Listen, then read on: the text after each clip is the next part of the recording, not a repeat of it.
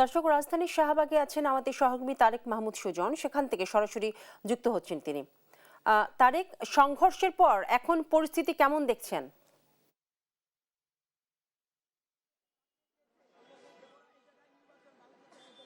বিপাশা, যেমনটি জানেন, গতকাল বৃহস্পতিবার বিকেল থেকে জাতিসংঘের অধীনে সুষ্ঠু তদন্তের মাধ্যমে শহীদ শরীফ ওসমান হাদির হত্যার তদন্তের দাবিতে ইনকিলাব মঞ্চের নেতাকর্মীরা যে অবস্থান কর্মসূচি পালন শুরু করেছেন, এবং এরপরে আপনি জানেন আজকে দিনব্যাপী কয়েক দফায় পুলিশের সঙ্গে সংঘর্ষ এবং ইনকিলাব মঞ্চের সদস্য সচিব সহ বেশ কয়েকজন আহত হয়েছেন। এবং কিছুক্ষণ আগে এই জায়গাটিতে ইনকিলাব মঞ্চের যে কর্মসূচি ছিল সেই কর্মসূচি আজকের জন্য স্থগিত করা হয়েছে।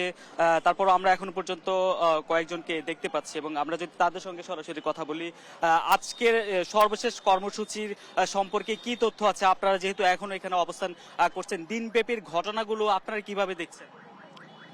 আজকে সারাদিন আপনারা দেখছেন যে পুলিশের অনাকাঙ্ক্ষিত যে লাঠিচার্জ, সেটা তো কোনোভাবেই মানে আমাদের মানানোর মতো নয়।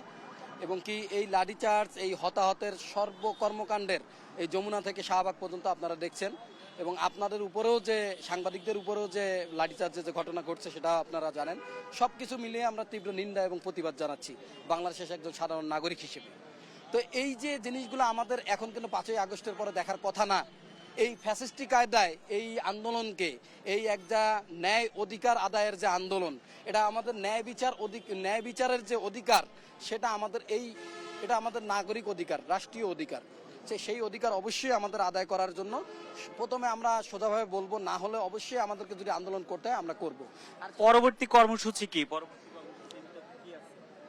এখন আজকে যেটা হলো সেটা তো আপনারা দেখলেনই। আমাদের এখন সর্বশেষ আপডেট হিসেবে যেটা, যে একটা সরকার প্রধান উপদেষ্টা প্রেস উইং থেকে একটা করা হয়েছে, পোস্ট করা হয়েছে যে আগামী রোববারের মধ্যে তারা নাকি জাতিসংঘের মধ্যে পাঠাবে, রিকোয়েস্টেশন দেবে, চিঠি পাঠাবে যে এই বিচারের তদন্তের জন্য।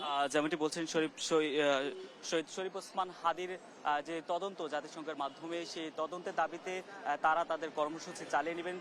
ইনকিলাব মঞ্চের পক্ষ থেকে আজকের জন্য কর্মসূচি স্থগিত করেছে। আগামীকাল আবারও তারা নতুন কর্মসূচি ঘোষণা দিবেন।